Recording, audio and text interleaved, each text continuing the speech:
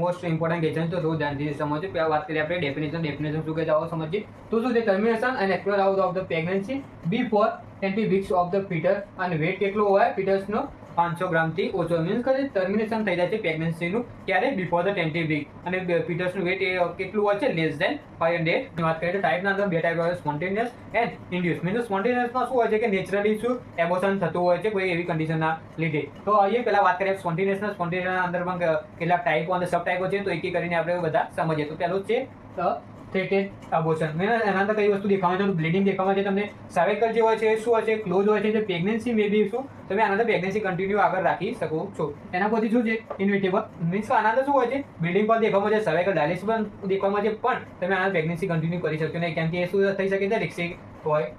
એના પછી છે ઇનકમ્પ્લીટ. મીન્સ શું ઇનકમ્પ્લીટ વર્ડ્સ ઉપરથી તમને આઈડિયા આવી છે કે ઇનકમ્પ્લીટ શું કહેવા માંગે છે. મીન્સ કેટલુંક જે કન્સેપ્શનનો જે પ્રોડક્ટ છે એ શું અંદર યુટ્રસમાં અંદર રહે એને શું કહેવાય છે ઇનકમ્પ્લીટ એબોર્શન. એના પછી છે complete. Complete means all product of conception શું બહાર નીકળી જાય છે યુટ્રસના યુટ્રસ છે એ શું રહે છે એમ્પ્ટી રહે છે. એના પછી મિસકેરેજ. મીન્સ આના અંદર શું હોય છે કે જે બેબી હોય છે એનું શું અંદર જ ડેથ થઈ ગયું હોય તો. એના પછી છે સેપ્ટિક. મીન્સ સેપ્ટિક ઉપર તમને યાદ આવી જવું જોઈએ કે સેપ્ટિક મીન્સ ઇન્ફેક્શન. તો એબોર્શનની કોમ્પ્લિકેટ કોનાથી થઈ હોય કે ઇન્ફેક્શનના લીધે એબોર્શન થયું તો એને કયું કહેવાય છે સેપ્ટિક. એના પછી રિકરન્ટ. મીન્સ 3થી વધારે ટાઈમ જો રિકરન્ટ તમને સ્પોન્ટેનિયસલી એબોર્શન દેખવા મળતું હોય તો તેને કયું કહેવાય છે રિકરન્ટ એબોર્શન. ઇન્ડ્યુસની તો આપણે પહેલા એબોર્શનના ટાઈપ ભણી રહ્યા હતા તો એના અંદર ફર્સ્ટ આપણે ભણ્યું સ્પોન્ટેનિયસનો વેરિયસ જે ટાઈપ હતા એ આપણે ભણી લીધા છે. હવે આવીએ ઇન્ડ્યુસ. તો ઇન્ડ્યુસના અંદર શું છે મેડિકલ સર્જિકલ રીતે આપણે શું કરીએ છીએ એબોર્શન કરાવીએ છીએ. આ નેચરલ પ્રોસેસ નથી હોતી. તો ફર્સ્ટ શું છે મેડિકલ. તો મેડિકલ અંદર શું કરીએ આપણે કોઈ ડ્રગથી આપણે શું કરીએ છીએ એબોર્શન કરીએ એના અંદર જે મિઝોપોસ્ટલ આપણે ડ્રગ યુઝ કરતા હોય છે અને બીજી જ છે મિથિપિસ્ટોન ને મિઝોપોસ્ટલ આપણે ડ્રગ યુઝ કરતા હોય છે. એના પછી સર્જિકલ અંદર શું છે વેક્યુમથી આપણે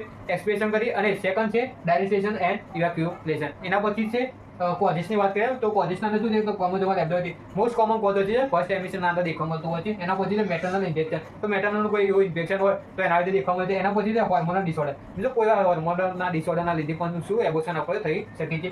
એના પછી યુટેરાઇન એબનોર્મલિટી. મીન્સ યુટ્રસની એવી કોઈ પણ એવી એબનોર્મલિટી હોય તો એનાથી શું એબોર્શન થવાના ચાન્સીસ હોય છે. એના પછી સર્વાઇકલ ઇનકમ્બિનેશન. મીન્સ સર્વાઇકલનું પ્રોપર ઇનકમ્બિનેશન હોય તો એમાં ક્રોનિક ડિસીઝ વધારે હોય તો જેવી કે ડાયાબિટીસ હોય કાં તો કોઈ થાઇરોઇડની કોઈ એવી ડિસીઝ હોય તો એના પછી કોઈ ટ્રોમા કે એક્સિડન્ટ કે એવું થઈ હોય તો એના લીધે થઈ શકે છે. પછી જો મધર સ્મોકિંગ આલ્કોહોલ કાં તો એવો ડ્રગ કોઈ એવી યુઝ કરતી હોય એના લીધે પણ એબોર્શન થઈ શકે છે. હવે વાત કરીએ સાઇન સિમ્ટમની તો કયા કયા સાઇન અને સિમ્ટમો તમને દેખવા મળશે એબોર્શનના અંદર. તો ફર્સ્ટ છે વધારે બ્લીડિંગ દેખવા મળશે. એના પછી લોઅર એબ્ડોમિનલ ક્રેમ્પ્સ દેખવા મળશે તમને. એના પછી બેક એક એન્ડ પાસેના ટિશ્યુ અને ક્લોથ તમને દેખવા મળશે. ડાયરેક્ટ સર્વિસ દેખવા મળશે અને ડાયરેક્ટ સર્વિસ કોના દેખવા મળે છે તો થ્રેટેડ એબોર્શનના પણ ચાન્સીસ. ઇન્વેસ્ટિગેશન તો કયા કયા ઇન્વેસ્ટિગેશન આપણે એબોર્શનના અંદર કરતા હોય છે. તો ફર્સ્ટ શું છે અલ્ટ્રાસોનોગ્રાફી. એના પછી શું છે સિરમ બીટા એસીજી. એના પછી CBC means complete blood count. એના પછી blood grouping in Rh type means કે મધરનું બ્લડ ગ્રુપ કયું છે એ આપણે ચેક કરીશું. એના પછી કોગ્યુલેશન પ્રોફાઇલ. મીન્સ કોગ્યુલેશન કોઈ એવું ડિસઓર્ડર તો નથી કે એના માટે આપણે ચેક કરીશું. એના પછી મેનેજમેન્ટ. તો આપણે કોઈ પણ મેનેજમેન્ટ હવે લખતા હોય કોઈ પણ ડિસીઝ તો ફર્સ્ટ આપણે શું લખવાનું પહેલા મેડિકલ એના પછી સર્જિકલ એન્ડ એના પછી શું નર્સિંગ મેનેજમેન્ટ. તો ફર્સ્ટ વાત કે મેડિકલ તો મેં તમને આગળ કીધું કઈ કઈ એવી ડ્રગ આપણે યુઝ કરીશું તો મિફેપ્રિસ્ટોન અને મિઝોપોસ્ટોલ. એના પછી શું છે એનાલ્જેસિક. એના પછી એન્ટીબાયોટિક આપતા હોય છે કોના માટે તો ઇન્ફેક્શનના પ્રિવેન્શન માટે. એના પછી anti D immunoglobin for Rh negative mother જે આરએચ નેગેટિવ મધર એના માટે જો આપણે એન્ટી ડી ઇમ્યુનોગ્લોબિન આપતા હોય છે. એના પછી સર્જિકલ. તો સર્જિકલ કઈ રીતે કરશું તો મેન્યુઅલ વેક્યુમ એસ્પિરેશન એન્ડ એના પછી શું છે electric vacuum aspiration and aeration and evacuation. મેં તો નર્સિંગ વેનમાં શું કરીએ છીએ તો ફર્સ્ટ શું છે